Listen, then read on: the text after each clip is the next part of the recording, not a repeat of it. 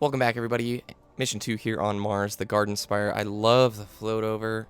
It's gorgeous. My new ship, I'm pretty happy with. I'm going to be very anxious to get to a higher gear score on my... Wow, big hiccup right there on my Guardian, so that I can hopefully be prepared for Vault of Glass midweek next week.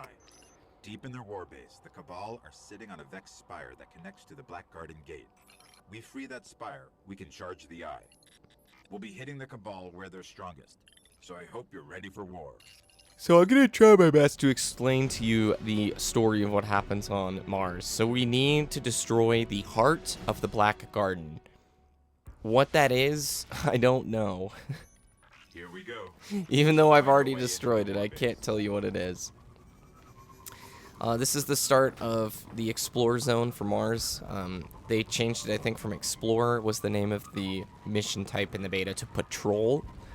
And it just means Patrol is where you have access to the whole map. Instead of them basically starting you in little sections for the missions, you have access to the whole map. And you can partake in these little side missions. That's what I would call it, is side quests. If you've ever done any other RPGs, anything that's outside of the main story arc is a side quest. And that's how you're going to earn reputation.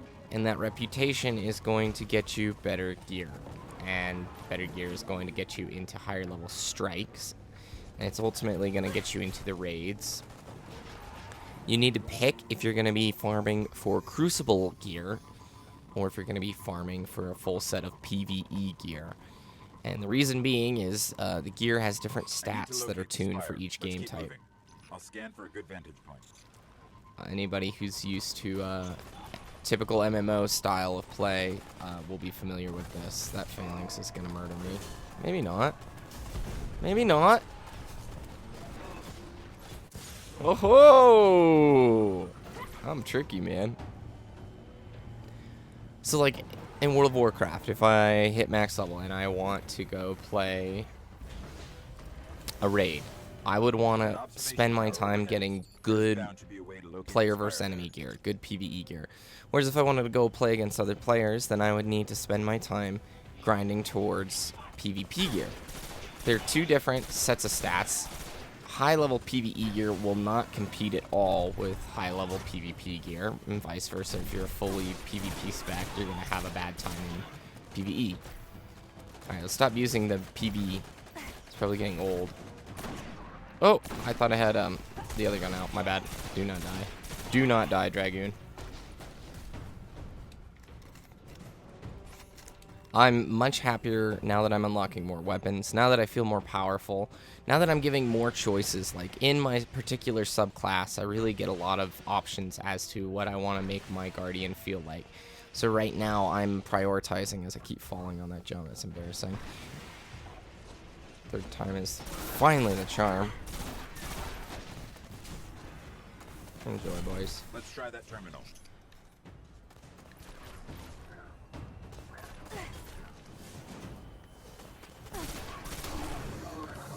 I'm enjoying the options. I have really prioritized speed of my Spartan. Oh my gosh. Spartan of my Guardian. Rather than making it a beefy character, because I like mobility. I like being able to move around quickly. I think that's all we... Yep. Now we need to cross the Rubicon.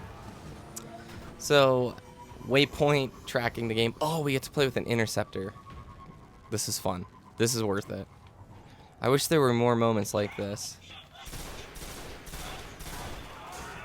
You know, I was thinking back, too, when I go through this playthrough.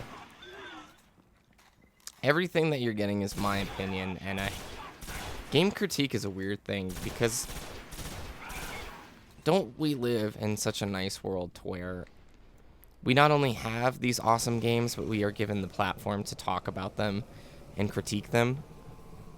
In some ways, though, I worry that if we've become too cynical, if YouTube has turned us too much into how does this game stack up against our expectations versus, you know, it's changed things. Back in the day, if you liked a game, you played it regardless of the Twitch numbers, regardless of the review score, because aside from X-Play, or unless you were going online a lot, which at the time I was not going online a lot. I know IGN has been around for a long time doing what they do.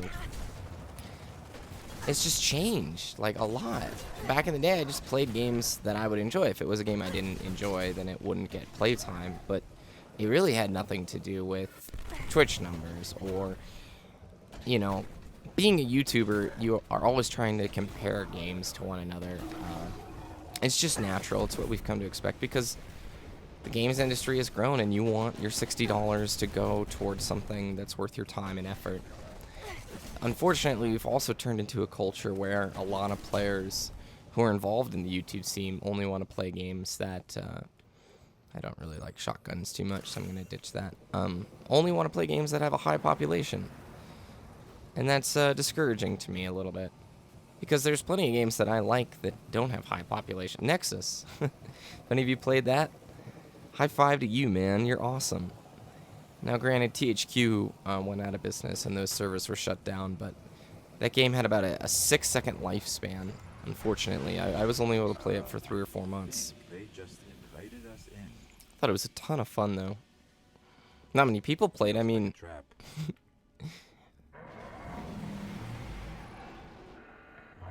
I'm curious as to your thoughts. I do like reading the comments. I'm amazed how many of you respond to my commentary, especially on these 20-minute videos, and I'm appreciative of it, don't get me wrong. So, it's an odd world we've turned into. I just hope I don't come across, like, ungrateful and I'm basically critiquing game through a playthrough like this. It's purely trying to give, this is what I think is good, this is what I think is bad, and how does this affect your decision? Well, I don't know. It depends on your stance and how you feel towards the game. Beautiful zone, beautiful lights. Just look at this. I'm very happy for this. Oh my gosh, I wish I would have thrown that nade right as they all jumped. Jumped it. Now, the nade ability I have right now equipped lets the nade track people. So the nade will blow up, track the enemies in a circle around it, and then chase them down and do a nice little explosion. So even if they jump jet away, you're still going to get some players. Really cool ability. I imagine in PvP, there's probably a lot of OP stuff right now. But, guys, that's what PvP in a game like this is. There will be always a dominant class or a dominant build in terms of weaponry and the way you want to play. But to me, that adds a cool layer of research and content that you can put out. Something to follow to find out what is the hot stuff right now.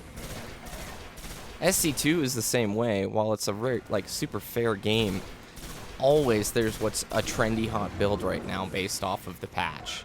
I'll give an example. Hellbats got a huge buff, enormous buff. And so what do you think happened for like the next 2 months? All the top Terrans were using really aggressive builds that took advantage of the fact that Hellbat was kind of unbalanced.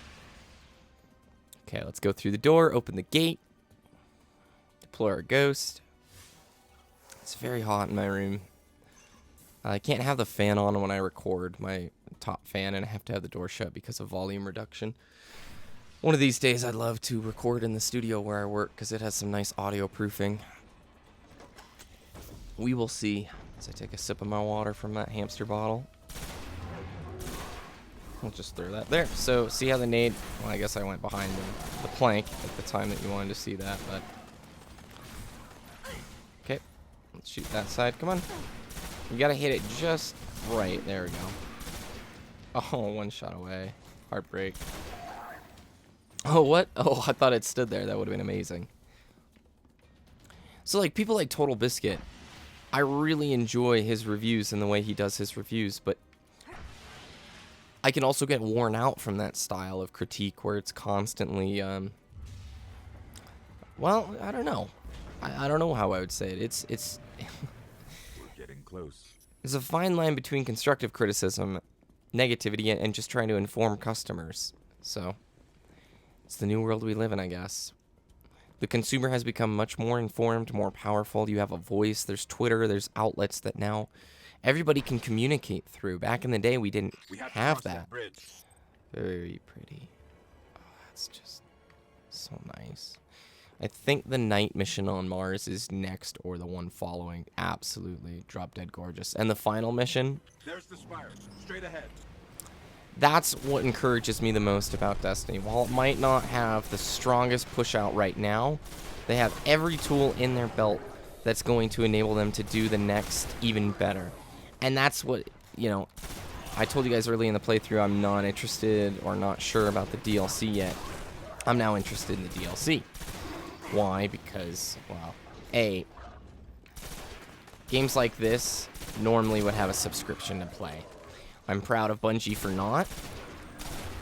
But if you want to experience the updated content, it's going to cost money. Now, $35 I think is the price of both DLCs. That is the cost of 2 months of WoW. I mean, WoW's a little less. WoW 2 months is $30 a month. But you think about it, if you're playing WoW all year long, you're investing almost $200 a year just into playing the game. But with that subscription fee comes a lot of updates, a lot of good stuff. I mean, they roll out entirely new sets of raids in the patches. Like, when you buy an expansion pack, you have 3 patch worths of raids.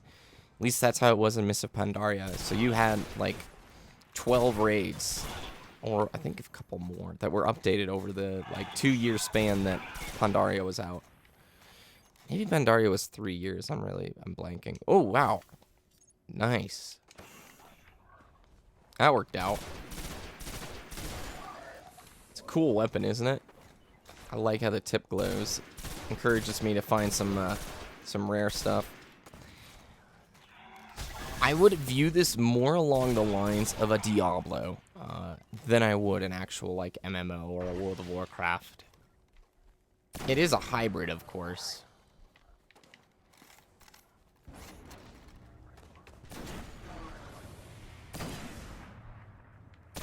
Oh my gosh, sniping is fun.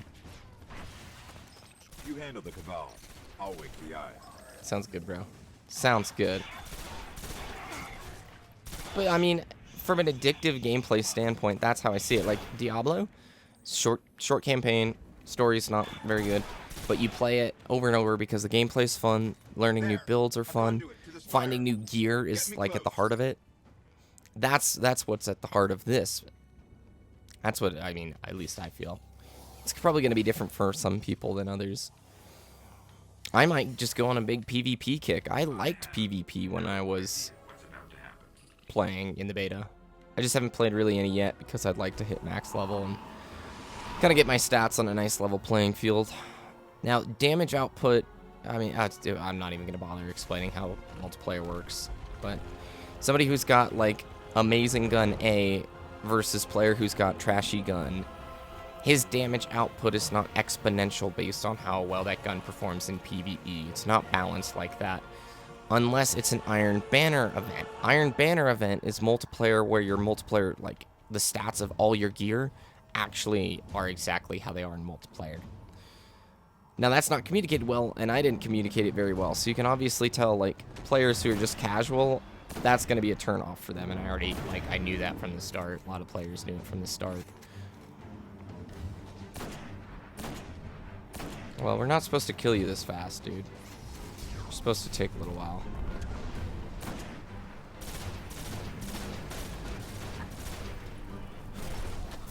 This sniper that we have is too good.